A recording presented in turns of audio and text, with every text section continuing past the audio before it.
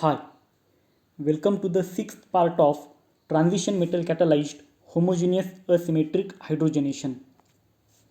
In last third, fourth and fifth part, we have seen asymmetric hydrogenation of alpha dihydroamino acids. In today's part, we are going to study asymmetric hydrogenation of beta dihydroamino acids. It has been developed rapidly recently. This asymmetric hydrogenation is simple and effective. Therefore, one of the most efficient method to synthesize novel chiral amino acids and their derivatives. Now, we will compare these two structures. First one is the alpha dihydroamino acid or alpha dihydroamino acid derivative. Both that C double bond O group and that NH attached to same carbon atom. So there is the presence of carbon-carbon double bond. So it is alpha dihydroamino acid derivative. And the second structure is beta dihydroamino acid derivative. So C double bond O group and NH group, they are attached to the adjacent carbons, and again there is the presence of carbon-carbon double bond. Therefore, beta dihydroamino acid is or beta dihydroamino acid derivative is there. Now, see, when we synthesize beta dihydroamino acid, suppose we have any reactant that react with reagent. So in most of the cases we get mixture of isomers, that is Z isomer and E isomer. Both of beta dihydroamino acids are obtained in most of the cases.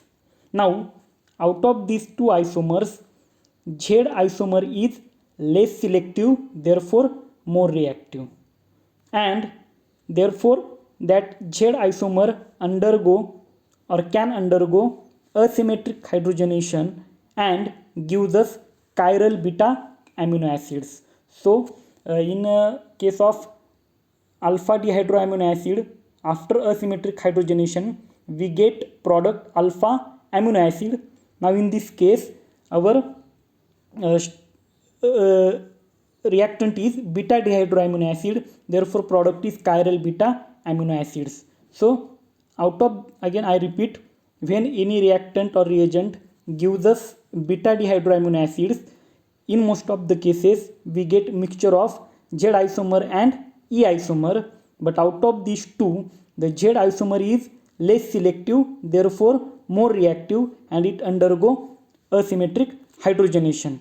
Now for this asymmetric hydrogenation we require hydrogen and a catalytic system, and we get product chiral beta amino acid. Now see which catalytic systems can be used for this asymmetric hydrogenation. We can use rhodium complexes of BPE, then DuPhos, BASPhos, butene, etc. and also ruthenium complexes of BiNAP can also be used as a catalytic system for this asymmetric hydrogenation. Now see this table, asymmetric hydrogenation of beta acyl amino acrylate. So this is beta dihydroamino acid derivative.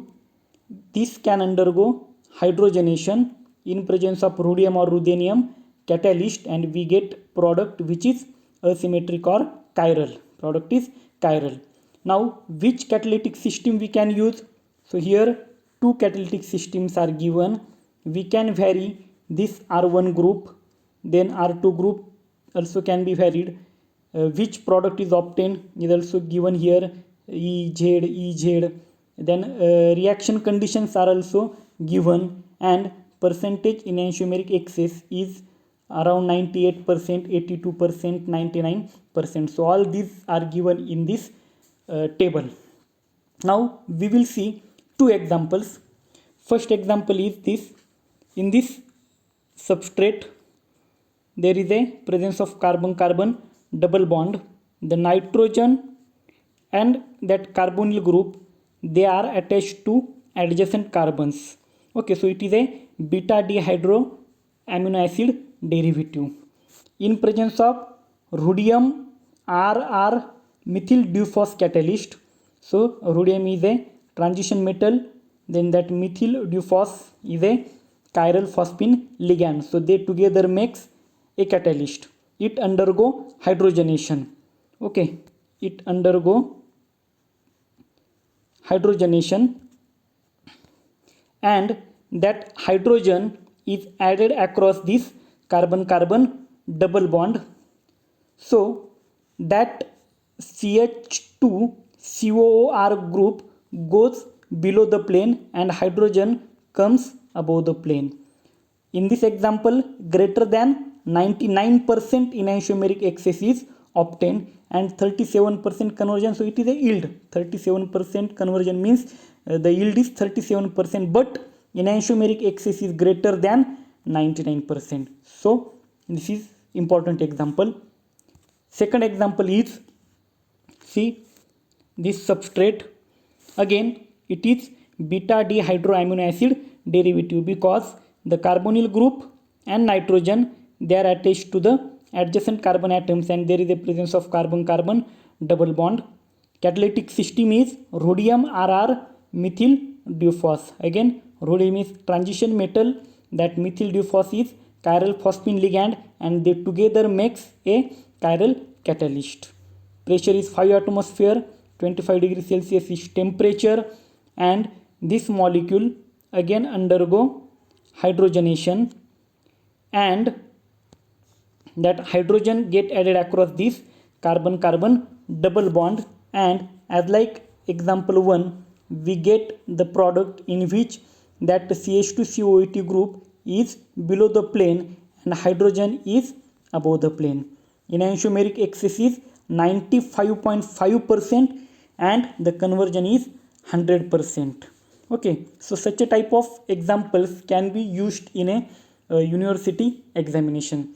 So this is about the asymmetric hydrogenation of beta dihydroamino acid derivatives.